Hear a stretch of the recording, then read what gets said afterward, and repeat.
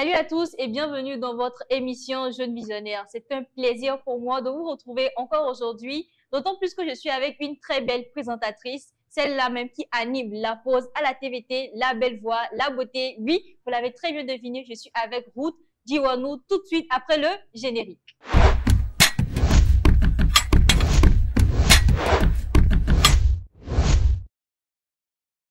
Alors, bonjour, bonsoir.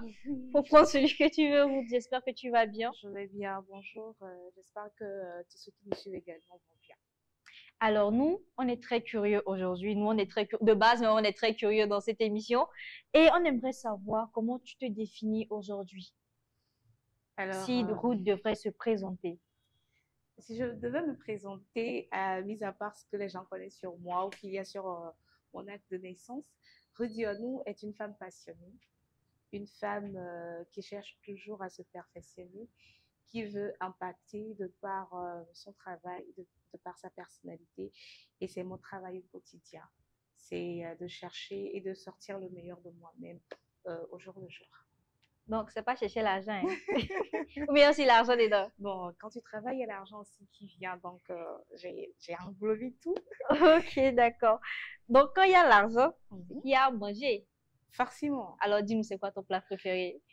Alors, mon plat préféré, il y en a tellement. Il y en a tellement. Moi, je suis plus spécialité africaine. Tout D'accord. ce qui est burger. Si vous voulez m'inviter à manger quelque part, laissez ces restaurants-là. Moi, je suis plus plat traditionnel. Et Akume, Akume, tu vois. foufou. Voilà. Toi, tu maîtrises. Surtout avec les bonnes sauces où il y a un mélange des. Attends, ça c'est Ouais, Amakume avec EBCC. Ah, j'ai tu touché le connais. point sensible. Tu connais. Alors, on aimerait savoir aussi, vous êtes assez jeune, comme on le voit. Est-ce que vous êtes... La réponse qu'elle va donner là, c'est pas pour vous, les téléspectateurs. J'ai pas encore posé la question, mais la réponse, ce n'est pas pour vous. Est-ce que Ruth est un cœur à prendre? Elle arrange d'avoir les lunettes, c'est compliqué. Je dirais pas que c'est compliqué, mais Ruth Dionou est une amoureuse de l'amour. Ruth Dionou aime l'amour de Dieu. Et pour l'instant, j'attends. J'attends celui qui me donnera l'amour qu'il faut, l'amour qui correspondra à l'amour de Dieu. Une réponse très, très, très, très profonde. Mais ce n'est pas pour vous. Je réponds, ce n'est pas pour vous. Alors, on va aller un peu dans le domaine professionnel. Nous aimerions bien que vous nous racontiez un peu comment ça s'est passé avec votre aventure avec le micro, parce que vous êtes une amoureuse du micro, n'est-ce pas? Comment ça s'est passé? Comment est-ce que vous avez découvert cette passion-là? Et comment est-ce que vous avez rencontré, on va dire, le chemin de la pause avec Océane? On est très curieux. Oula, euh, ça va faire un peu long. Ça va faire un peu long parce que c'est un parcours qui a commencé au lycée. Au D'accord. lycée, mais bien avant cela, j'étais vraiment passionnée par tout ce qui est le métier de la communication. Et il y a mon papa qui aime beaucoup regarder les informations, le journal. Et avec lui, souvent, je suivais la TVT. Oui. Et celle qui m'a impactée, celle qui m'a donné en amour, en goût à ce métier, c'est Aminata Adou. J'aimais vraiment la manière dont elle présentait le journal avec une certaine En aisance. passant, nous saluons Aminata Tatou aussi. Ouais. Donc, j'aimais l'aisance, la manière dont elle présentait, très décontractée. Je me suis dit, bah, j'aime bien ce qu'elle fait. Et je mémorisais souvent ses introductions, ses transitions, et je faisais devant le miroir à la maison et tout. Mais après, j'ai laissé un peu de côté la patience. Je me suis dit, bon, je vais faire, je deviendrai secrétaire parce que j'aimais comment les secrétaires s'habillaient dans les films et tout, toujours en costume. Harvey Specter, la secrétaire d'Harvey Specter. Voilà. Donc, Donna, c'est ça? donc j'aimais bien. Je me suis dit, je vais devenir secrétaire. Mais une fois au collège, mon amour pour le micro est revenu.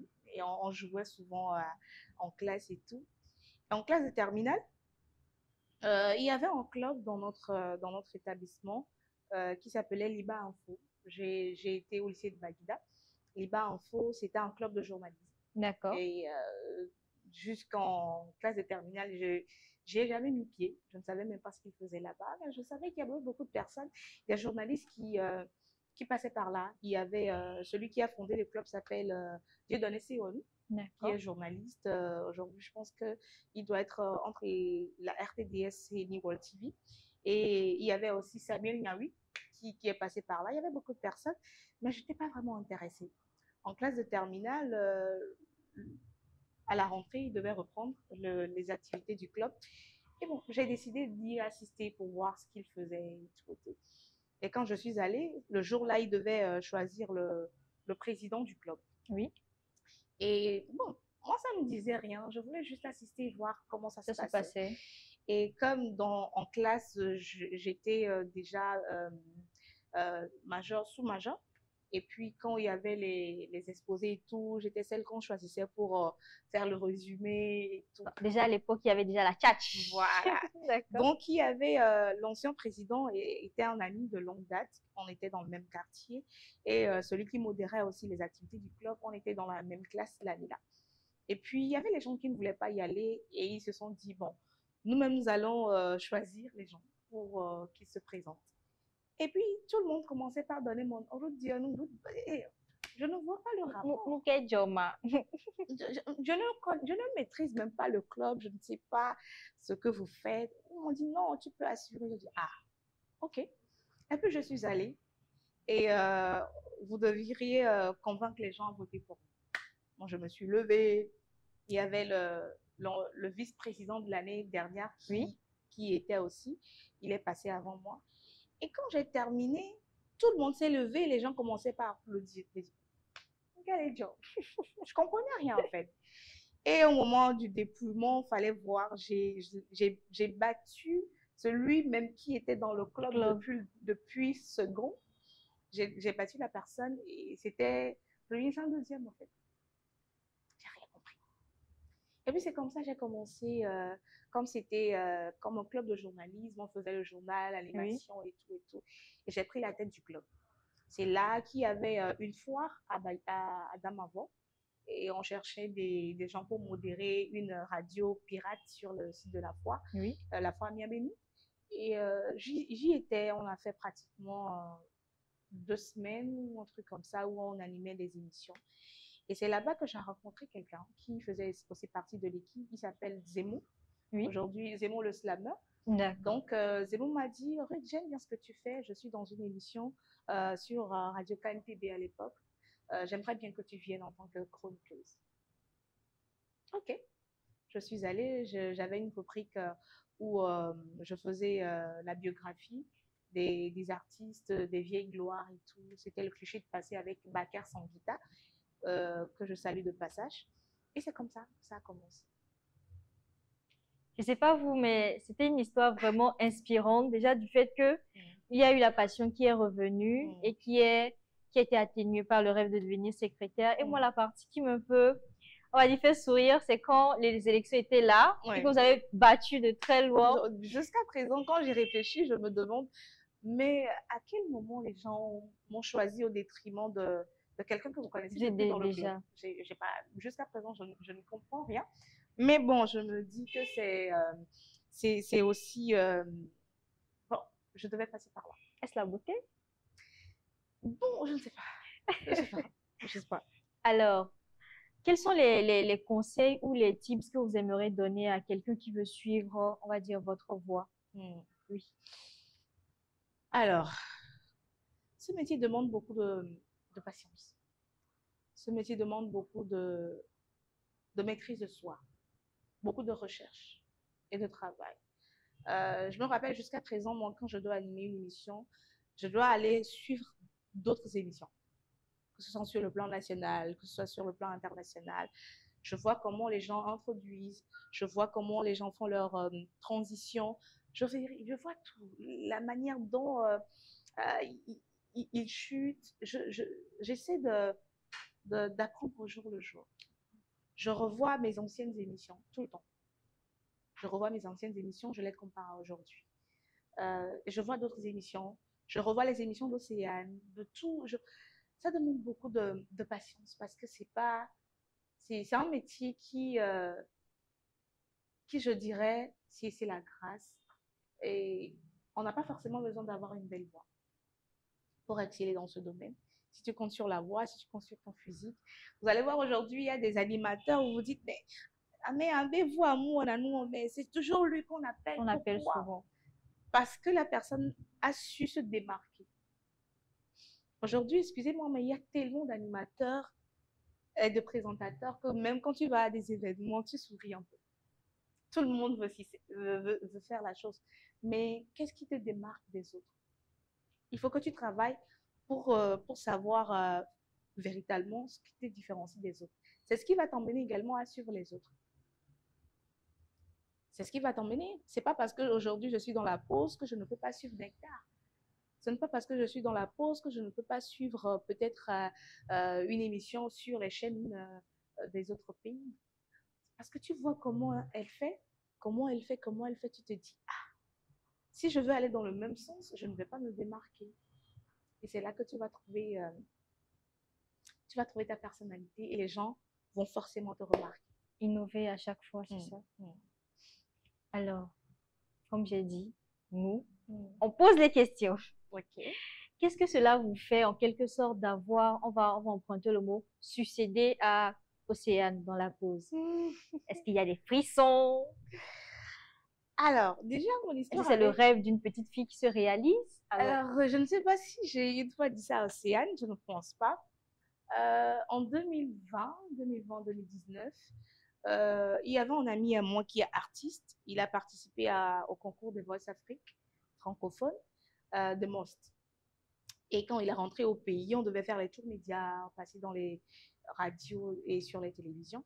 Et j'étais chargée des relations presse et tout. Et on est passé par la pause. Et quand on y était, j'étais assise. Je voyais faire. Et, euh, et quand on partait, il m'a dit, Ruth, un jour, tu seras là-haut aussi. Moi, je te vois là-bas. Et il m'a dit ça. À l'époque, j'étais à la radio. Il m'a dit, Ruth, moi, je te vois là-bas.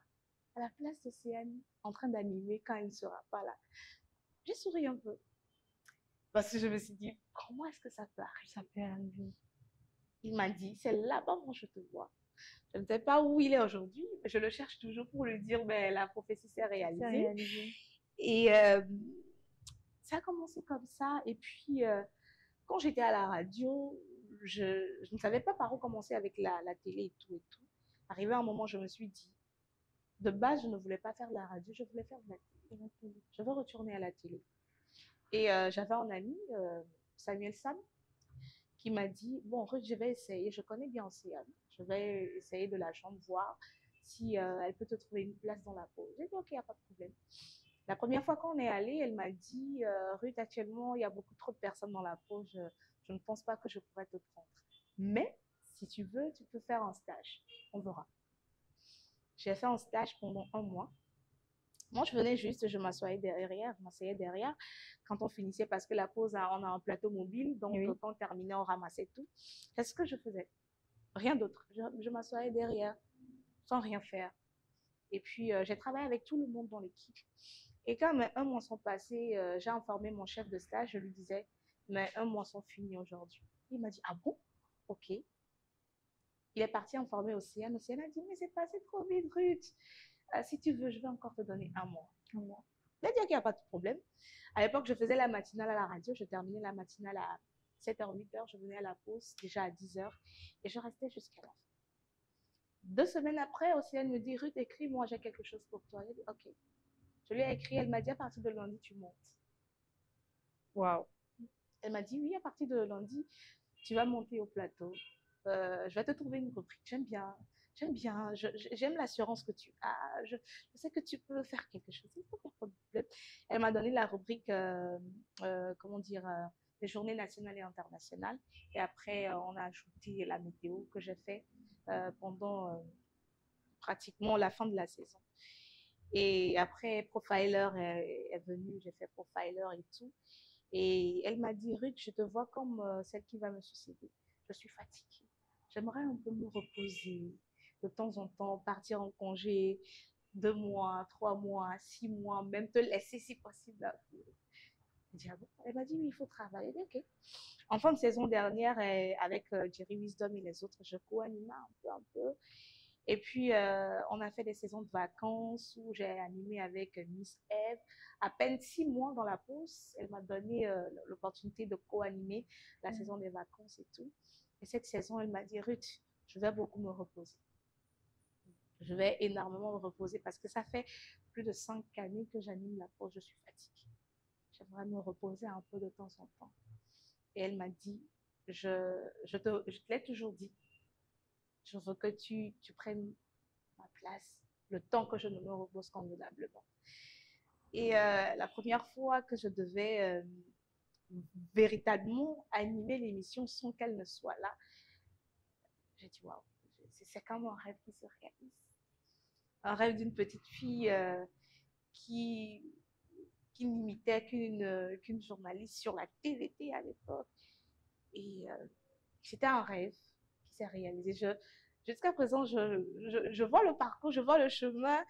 Je me dis, c'est un rêve. Jusqu'à présent, comment c'est arrivé de terminer l'émission et de voir Océane qui est très, très, très, très, très, très, comment dire, elle est perfectionniste de dire, Ruth, Oui. c'était bien, ça commence pas à venir. N'essaie pas de faire comme moi, tu n'es pas Océane, tu es Ruth, cherche ta personnalité. Et je me dis, c'est pas donné à n'importe qui de laisser comme ça sa place à une personne. Et je salue de passage le professionnalisme et le leadership d'Océane qui a toujours cru en moi, qui m'a dit dès le début, Ruth, tu peux le faire. Tu as les compétences. Et c'est de cette même manière, quand je gaffe et que je ne donne pas le meilleur de moi-même, elle se fâche. Elle se fâche plus que tout au monde. Et elle m'a dit, Ruth, si tu me vois autant parler, te gronder, c'est parce que je sais où tu peux aller. Je connais, je ne t'ai pas donné, c'est un pari de te donner ma place, de te laisser gérer une émission sur une chaîne nationale, l'émission la plus suivie sur le territoire. Donc, je sais que tu peux le faire, j'ai confiance en toi. C'est ce qui me motive au jour le jour. Je me dis, je ne dois pas, comment dire, faites-moi le mot, Flancher. voilà, je ne dois pas la décevoir. Et à chaque fois, j'essaie de donner le meilleur de moi-même. Et voilà quoi. Nous sommes vraiment touchés et toute l'équipe de Jeunes Visionnaires tient à vous féliciter. C'est vraiment un grand exploit. Et nous aimerons savoir, nous allons vous donner un petit exercice à faire. D'accord. Décrivez en juste 2 mots une journée à la pause ou une journée à la TVT. 2 mots. La pression et la folie. La pression et la folie. Ça, on dit beaucoup ça. La pression et la folie. Et si c'était un film? La journée était un film. Ça aurait été quel film? Un film? Je suis pas trop film, hein. Mais Ah bon? Vous verrez les séries ou comment?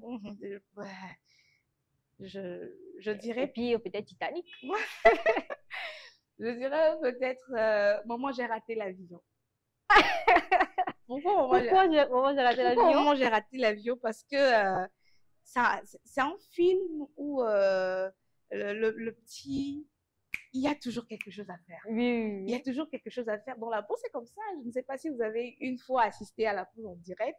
C'est qu'il y a ici, on fait là, on fait ici. Quelqu'un doit couvrir derrière. C'est toujours comme ça dans la pause. On ne dort jamais. Voilà. Alors, ceux qui veulent ou bien qui voulaient bien, on va dire, intégrer l'émission à la pause, sachez que là-bas, là, c'est comme film, maman, j'ai raté l'avion. Donc, soyez préparés. Alors, revenons encore. Que pensez-vous de ceux qui pensent que vous êtes, on ne peut pas dire ceux qui pensent, vous êtes une jeune visionnaire. Que pensez-vous de ça? Alors, déjà, un visionnaire, c'est quelqu'un qui voit loin, mais qui prépare aujourd'hui. Et je dirais, peut-être qu'ils ont raison, parce que je travaille chaque jour. Je sais où je veux être dans 5 ans et j'y travaille. Et je suis une jeune visionnaire parce que je veux motiver les gens à travers ce que je fais. Je veux donner de l'espoir à un jeune qui se dit, est-ce que je peux le faire? Est-ce que j'y arriverai? Je veux être une source de motivation pour des jeunes filles comme moi. Et c'est pour cela que je travaille. C'est d'impacter, c'est de laisser mon empreinte, c'est de laisser mon nom. À chaque fois quand quelqu'un écoutera Ruth Dionne, la personne se dit, mais c'est pas la petite fille là qui était sur la TVT. Voilà, c'est un peu ça. Donc, selon vous, la vision est, on va dire, la case préparatoire pour un avenir Voilà, vraiment voilà. élevé. D'accord.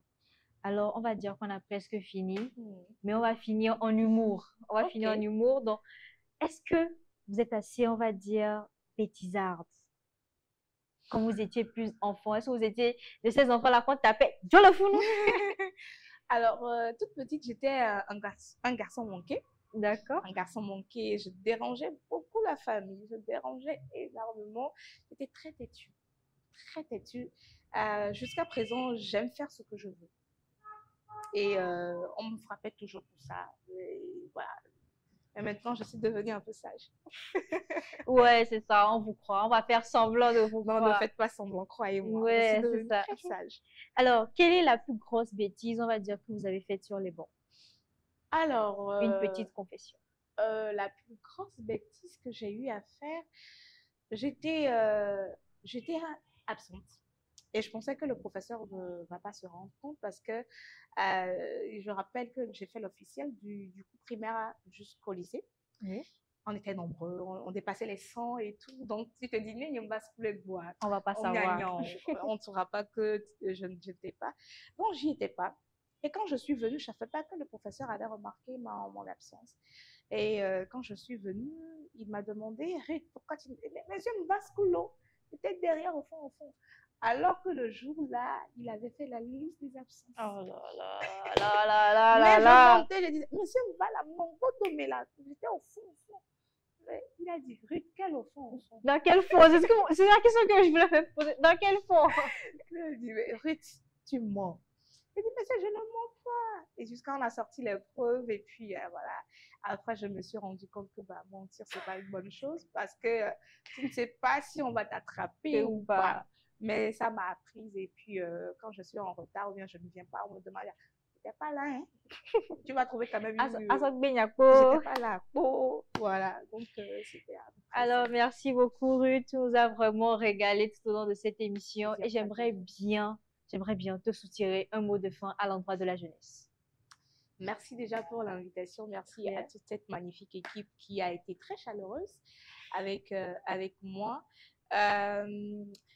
Pour un message à tous ces jeunes qui me suivent aujourd'hui, c'est de premièrement connaître où vous voulez aller.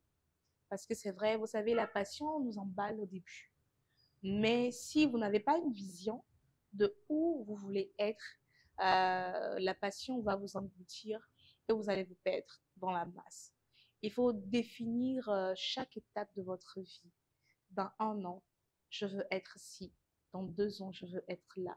J'ai choisi ce métier parce que j'aimerais être ci ou ça. Préparez votre carrière, préparez votre avenir, tout ce que vous faites.